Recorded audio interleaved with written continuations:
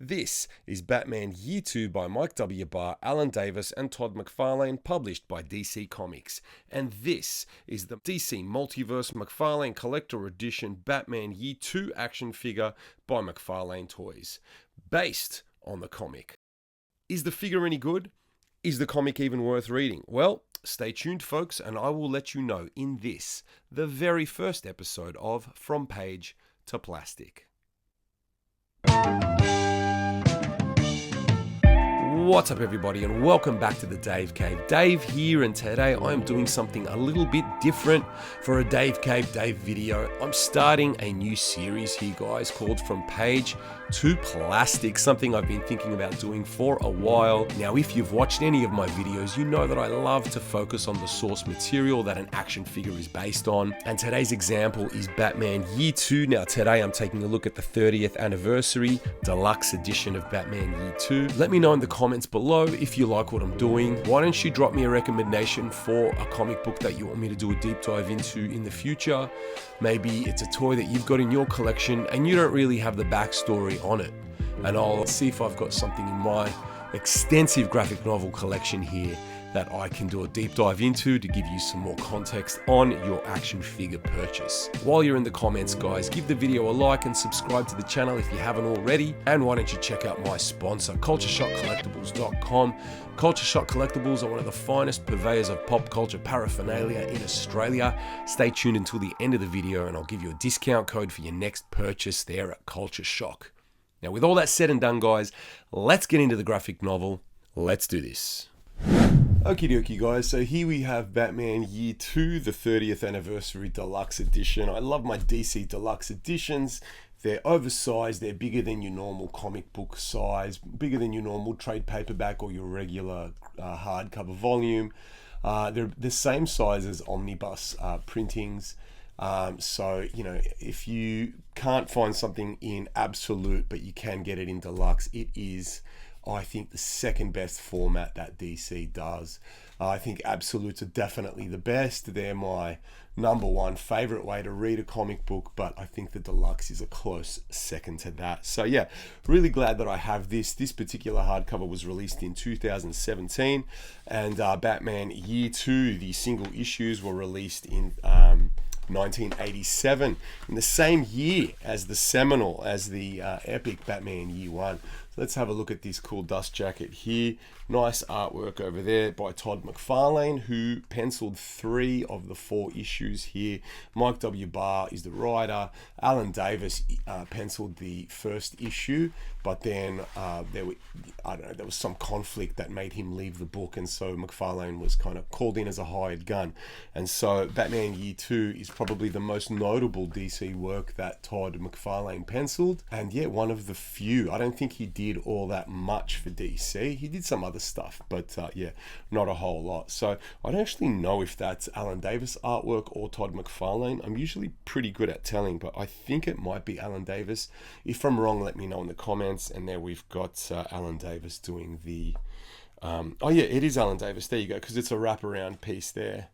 Yeah, so that's quite nice. It is Alan Davis. I actually think Alan Davis's work in this book is better than Todd McFarlane's, so that was a nice surprise. So the single issues for Batman Year 2 were released in 1987, in the same year as Year 1 there, I guess to kind of quickly capitalize on what was an amazing seller for DC.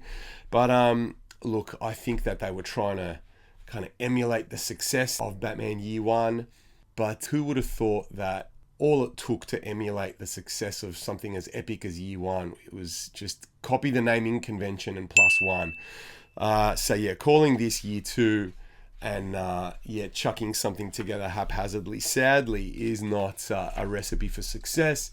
Because I'm not going to lie, man, this book is a mess, and I'll tell you whether it's good or bad at the end, but I'll spoil it all for you first, guys. Basically, this takes place in the second year of Batman's career, surprising, Year 2.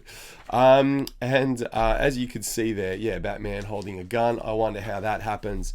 Basically, there's a new crime fighter on the scene in Gotham City, and he calls himself the Reaper. And now this guy is quite a ruthless crime fighter. He's a killer. He'll just indiscriminately kill anyone committing a crime. And he is this guy here, another new character called Judson Caspian. Now, Judson Caspian is the father of a character called Rachel Caspian.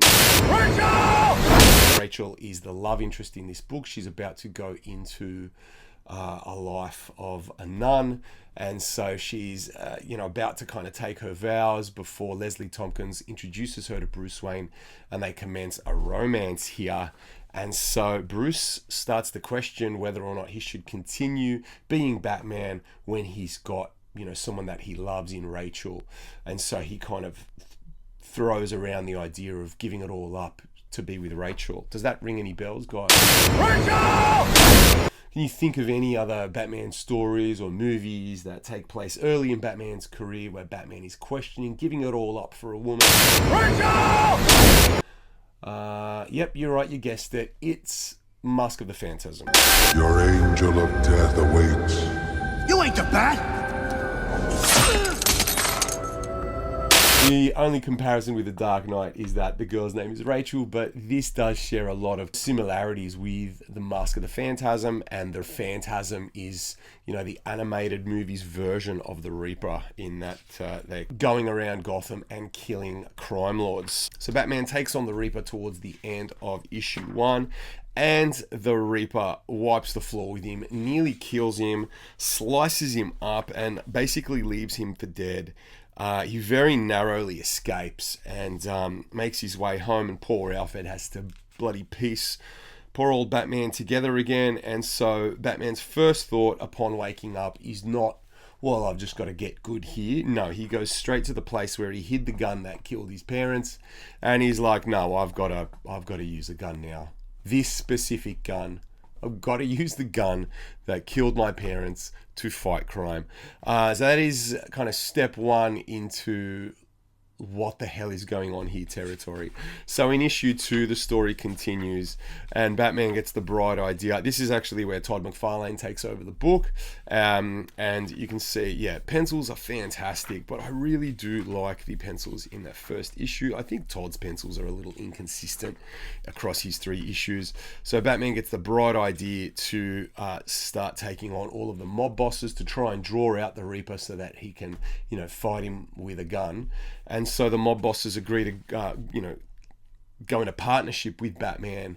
And so they say that the condition of, the mob working with Batman is that he has to agree to work with their hitman, and that is Mr. Joe Chill. So not only is Batman brandishing a gun in this story, but he's working with the criminal that killed his parents. So we are just taking some wild swings here. I mean, this might as well be an Elseworlds tale, and I think, look, at this point it probably is.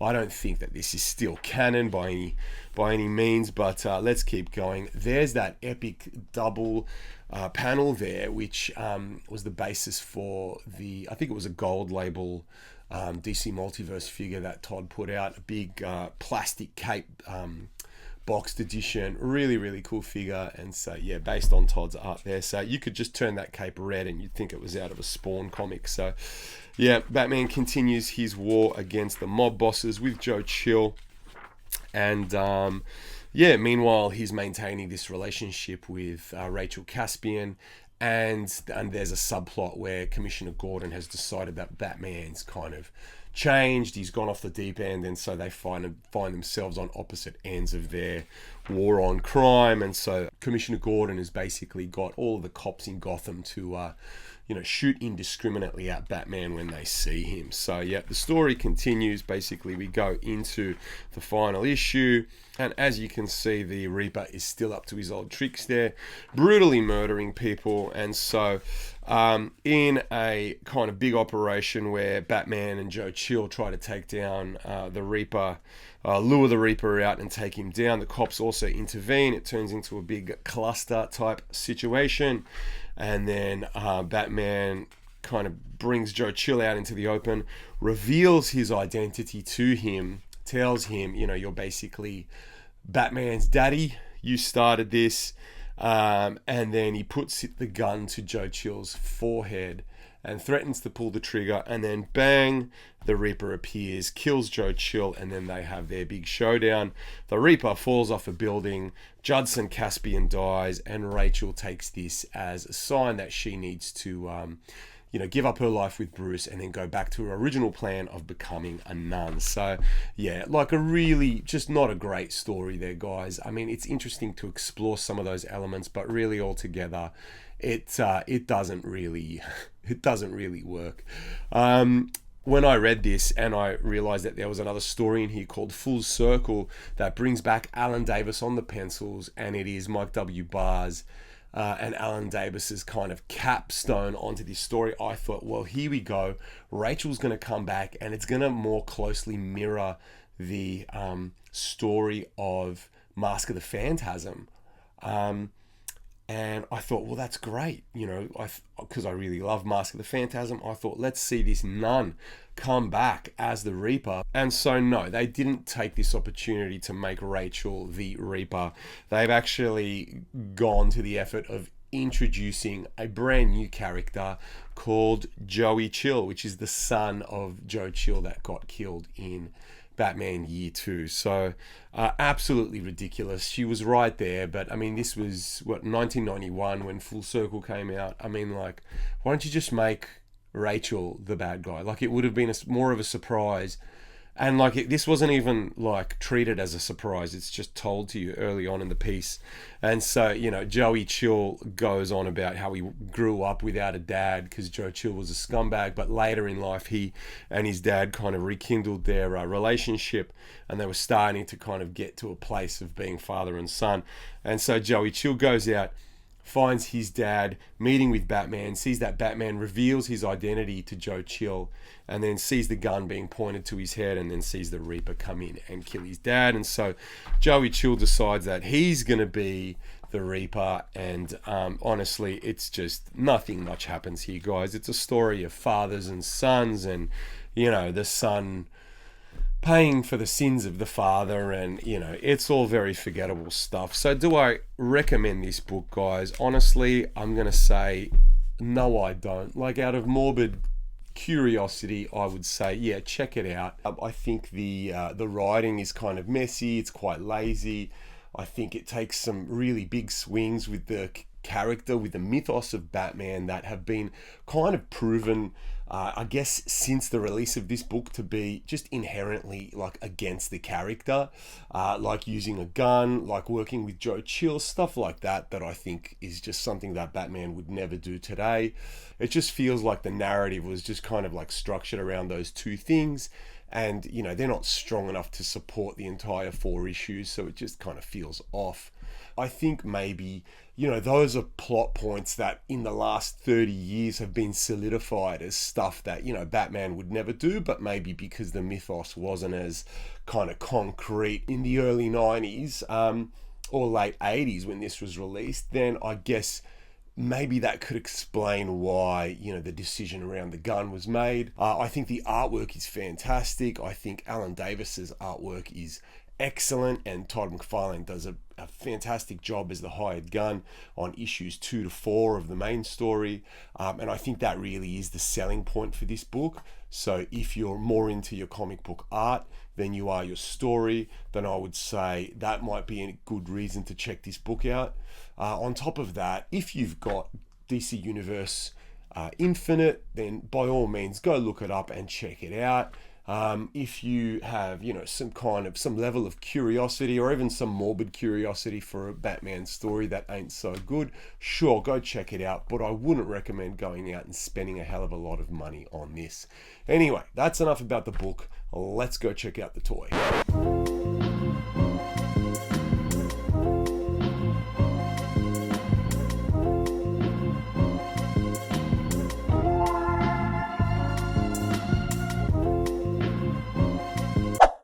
Alright, it's figure time. Today we're looking at the McFarlane Toys DC Multiverse Collector Edition Batman Year 2 Batman figure, and first impressions in the box are pretty solid. We've got the usual collector edition box with the shiny silver lettering down the side, and it all looks quite nice. You can see everything in the box there. The key art on the back of the box and card features Todd McFarlane's cover for issue number 4. Now, looking at the accessories, we've got a gun, which is already notable because not that many Batman figures come with guns these days. That alone gives this release a bit of novelty. Sure, we've had a couple of Batman figures that come with tons of guns. Tons of guns. You got, we got, they got. But just the one, that's a rarity, and it kind of makes this release feel oddly unique. Getting this guy in hand and free from his plastic prison, he looks great. This is a very faithful translation of Batman's appearance in Year 2. The cell shading on the cowl, the cape, and the other black bits looks fantastic, and I really like the decision McFarlane's made here to move away from the cloth wide cape we've seen on most caped DC Multiverse releases over the past year or two. And honestly, I think that's a really inspired choice for this figure. The sculpted plastic cape really invokes Todd's artwork because, let's be real, Toddles has always had a massive stiffy for big, spiky flowing capes. It's all very Spawn, it's very dramatic, and it also gives me strong vibes of that gold label Year 2 Batman release based on the double page spread I talked about earlier. So I'm certain these guys are going to complement each other on your shelf beautifully. Sculpt wise, the figure looks excellent. I couldn't tell you exactly which body buck this is based on, sorry, but McFarlane has put out quite a few strong Batman bucks recently, and I'm very comfortable saying this one's built on a bloody good one. We've also got the holster here, which is made from the same gummy, rubbery plastic as the cape, and really sets this figure apart from almost every other Batman that's come before it, with a possible exception of the Grim Knight. That alone makes this feel like a genuinely unique Batman figure. Let's take a quick look at the accessories. We've got the standard collector edition base with the silver DC logo. We've got the trading card featuring the same key art from Year 2 issue 4.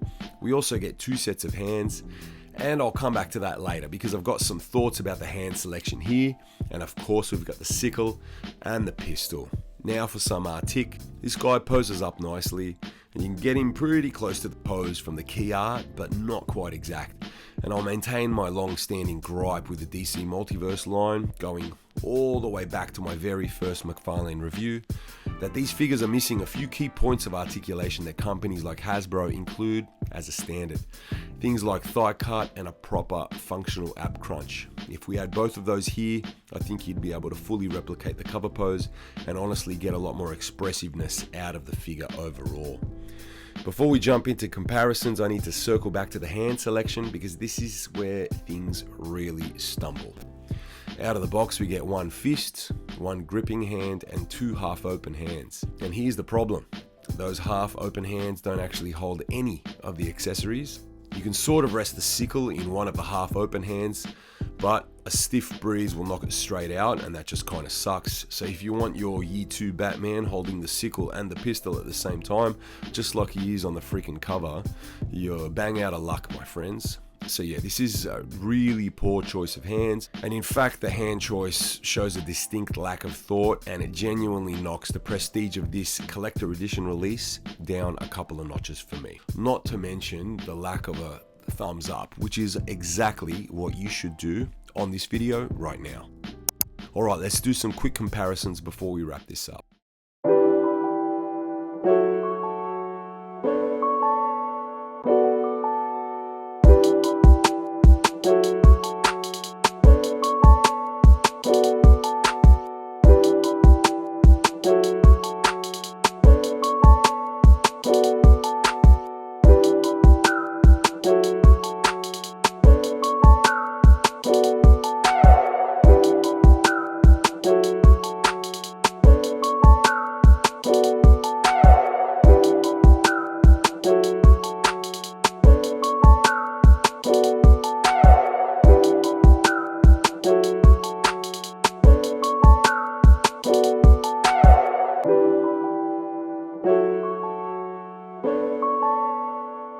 Okay, final verdict time, guys, on Batman Year 2, the graphic novel, and the action figure. In regards to the comic book, ultimately, I think the story kind of crumbles because it's essentially structured around a couple of tropes, like what if Batman fought crime with a gun, or what if Batman teamed up with Joe Chill.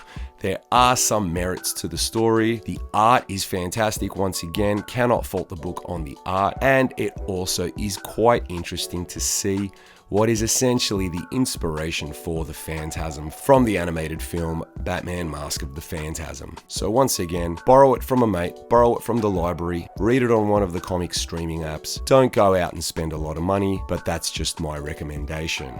In regard to the figure, I think this is definitely a buy for me. If you're a Batman collector or a DC Multiverse collector, this figure just speaks to me for a number of reasons. First of all, I'm a huge Batman guy, so even though this is based on a chapter that is very likely non-canonical in Batman's early years, I still had to have it.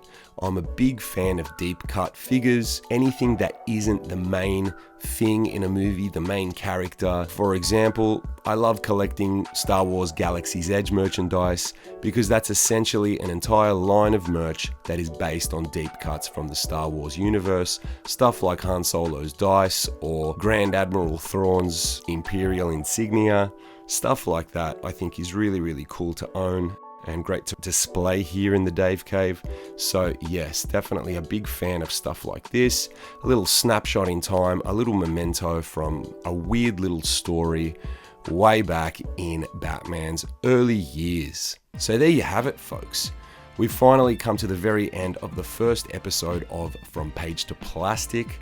Hopefully you're enjoying this. Please give the video a like and subscribe to the channel if you haven't already. This is pretty much going to be the format of most of my content moving forward. I'm really enjoying this format. I'm really enjoying reading comics and just talking about them. I feel like just reviewing toys wasn't satisfying for me, so talking about both the comics and the toys together has been a really fun way for me to renew my interest in making videos. So watch this space, there's going to be plenty more to come. Please drop a comment below and let me know if you like the format. And once again, let me know if there's something that you want me to check out. An action figure in your collection, a graphic novel that an action figure was based on. Chances are I'm probably going to have one or the other, if not both. So I should be able to do a deep dive on most of the recommendations that you can come up with. Even if there's a DC Direct figure from back in the day, I've got a pretty extensive DC Direct collection up in the attic that I can sift through and see if what you want to know is going to be in there. I'm going to be doing a lot of short form content in this format as well, so figures that are kind of one and dones that don't really have a big backstory, I'll do as a YouTube short and also as an Instagram reel and upload it on both my YouTube and the Insta. Speaking of Insta, head on over to DAVEcaveDAVE and check out my toy photography and my reels over there. I've got to give a shout out to the sponsor of the channel one more time. That's CultureShockCollectables.com. Guys, head on over to CultureShockCollectables.com and use the code DAVECAVE at checkout to get yourself a sweet discount on your next purchase. Once again, they're one of the finest purveyors of pop culture paraphernalia in Australia, and they ship worldwide. So check them out, tell them Dave sent you. Thanks so much for watching this video. Thanks for any love that you might have given me in the past. Until next time, guys, take care of each other, read more comics, and buy more toys. See ya.